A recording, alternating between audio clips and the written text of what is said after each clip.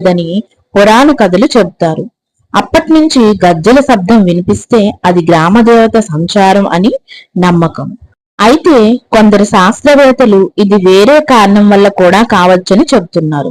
ఉదాహరణకు గాలిలో ఊగే చెట్లు కొమ్మలు, జంతువుల కదలికలు, పాత ఇనుప వస్తువుల శబ్దం ఇవి కూడా కొన్నిసార్లు గజ్జల శబ్దం లాగే వినిపిస్తాయి.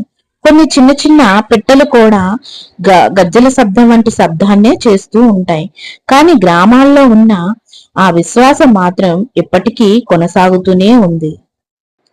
అయితే నిజంగా రాత్రిపూట గ్రామదేవత ఊర్లో తిరుగుతుందా, లేక అది మన నమ్మకాలు మరియు కథలేనా? ఈ ప్రశ్నలకు ఖచ్చితమైన సమాధానం ఎవరికీ తెలియదు. కానీ ఒక విషయం మాత్రం నిజం, గ్రామదేవతపై ఉన్న శక్తి గ్రామ సంస్కృతిలో ఎంతో ముఖ్యమైన భాగాన్ని పోషిస్తుంది. ఇలాంటి మరిన్ని మిస్టరీ మరియు భక్తి కథలు తెలుసుకోవాలంటే మన ఛానల్ని సబ్స్క్రైబ్ చేయండి, లైక్ చేయండి, షేర్ చేయండి.